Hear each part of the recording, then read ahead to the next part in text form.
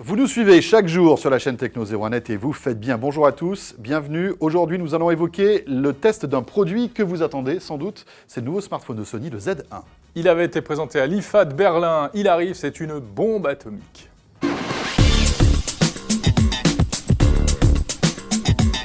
Alors, voyons tout de suite ce qu'il a dans le ventre.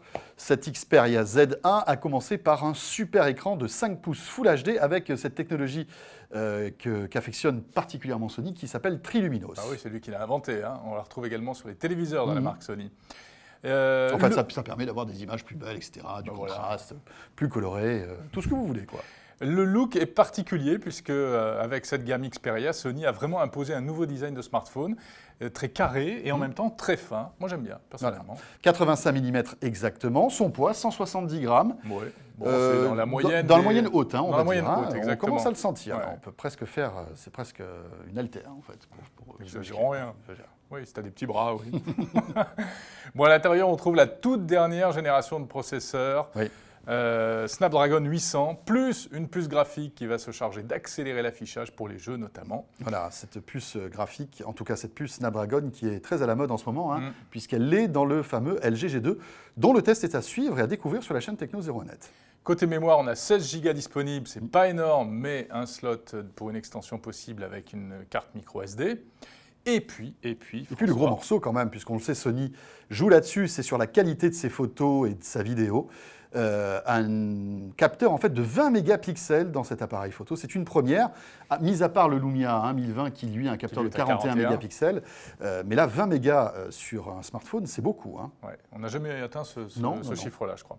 Bon, sinon, il a tous les raffinements possibles, NFC, 4G, la radio FM, pas mal. Voilà, il est compatible DLNA également. Voilà, vous pouvez faire plouf avec. Il est plouf, c'est vrai. Pas un gros plouf, mais vous pouvez le faire tomber un petit peu dans l'eau, il subsistera, il survivra. Particularité des produits Sony de dernière génération, aussi bien smartphone que tablette.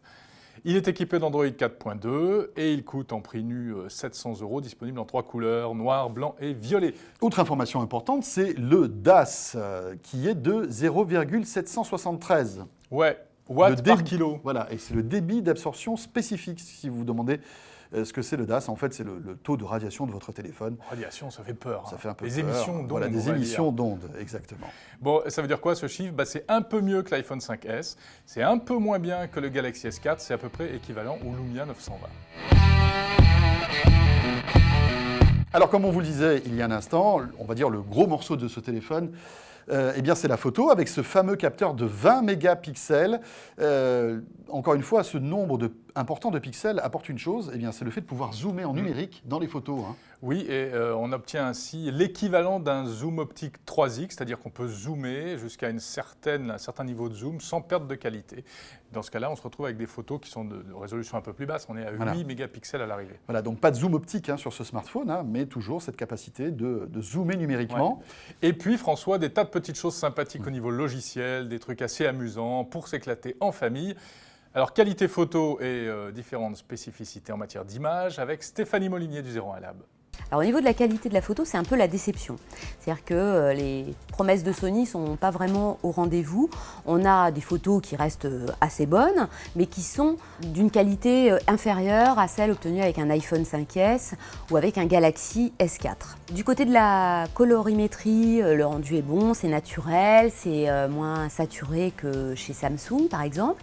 Les aplats sont bons également, il y a pas mal de détails dans les photos, mais d'une manière générale, toutes les photos manquent de piqué. Par rapport à l'iPhone 5S par exemple, on a l'impression que le couple objectif-capteur est moins performant sur le Z1. On a l'impression que finalement l'optique du Z1 n'est pas suffisamment performante pour alimenter correctement les 20 mégapixels du capteur. Donc dans le résultat, sur les photos 20 mégapixels, on a, quand on regarde précisément dans la photo, des artefacts. On a l'impression que c'est pas super net. Et même en mode automatique, qui est censé être le mode d'amélioration, on a un peu les mêmes soucis. Bon, ouïouïouï, hein, c'est pas terrible côté appareil photo, hein, visiblement. Ils sont durs au labo. Hein. Et oui, mais qu'est-ce que tu veux? Ils sont intransigeants, hein, c'est ça le labo. Ça tombe. Il faut quand même signaler des petites fonctions logicielles sympas sur, Oui. sur ce photophone, hein, ce système qui permet de rajouter des images virtuelles, un petit dinosaure, etc. Bon, c'est cool, ça compense peut-être certains défauts. Effectivement. Alors, bon, autre, on va dire, paramètre important hein, lors d'un choix d'un smartphone, c'est l'autonomie. Autonomie testée encore une fois par Stéphanie. L'autonomie du Z1 est relativement satisfaisante. On va passer, je pense, sans problème le cap de la journée. Elle est plus importante que sur son prédécesseur, l'Xperia Z, parce que la batterie est plus importante. Néanmoins, ce n'est pas, en termes d'autonomie, le meilleur smartphone du marché. Loin de là, le G2 a équipement similaire, c'est-à-dire la même batterie de 3000 mAh, la même plateforme Snapdragon 800 concernant le processeur. On a des résultats qui sont nettement plus satisfaisants sur le G2. C'est-à-dire que par exemple, en surf, on va avoir 7h30 pour le Z1 et on va monter à 10h30 pour le G2. Et même chose en lecture vidéo, on a 8h30 pour le Z1 et plus de 12h pour le G2.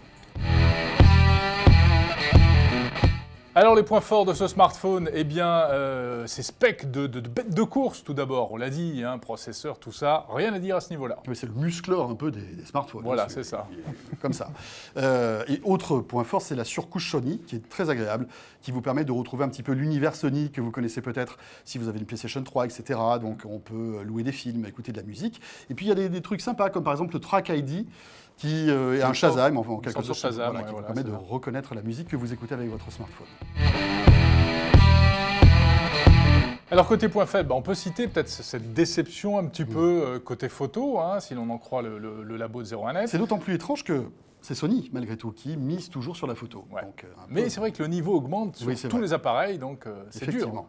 Et puis, bon, autre petit point, on va dire, décevant, c'est peut-être qu'il est salissant, ce smartphone. C'est vrai, un très joli matériau, ça Ouais. sur tous les Xperia, mais malgré tout, il prend les traces de doigts comme pas possible. C'est un peu dommage. Voilà. Bon, une petite note pour finir. Et oui, bien sûr, le verdict de la chaîne Techno 01net. Jérôme, tu commences? Allez, moi je lui mets un 8 sur 10. Voilà, j'ai tout dit, vous avez compris pourquoi. Voilà. Alors moi, je lui mets un point de moins, je lui mets un 7 sur 10. Simplement parce que 170 grammes, je trouve que c'est quand même un petit peu lourd pour un smartphone aujourd'hui. Et on s'habitue à des smartphones de plus en plus légers. Et là, 170, ça fait un peu beaucoup. Il manque un peu de muscle. C'est ça, le il va garçon. falloir que je fasse un peu de muscu. Bon, on se retrouve demain sur la chaîne Bien Techno sûr. 01net. Et demain, nous là là. serons... Demain, important. Attention, nous serons au CES Unveiled. De quoi s'agit-il, François? Alors, le CES Unveiled, eh bien, c'est en quelque sorte un apéritif du CES qui aura lieu, tu le sais, vous le savez, en janvier à Las Vegas. Et en fait, c'est un événement local qui se déroule ici même à Paris, où seront présentées en fait quelques innovations présentées par des grandes startups. Et vous savez quoi? La chaîne Techno 01net est le partenaire média officiel de ce CES Unveiled. Voilà, on en reparle demain sur la chaîne Techno 01net. Salut à tous, à demain. À demain.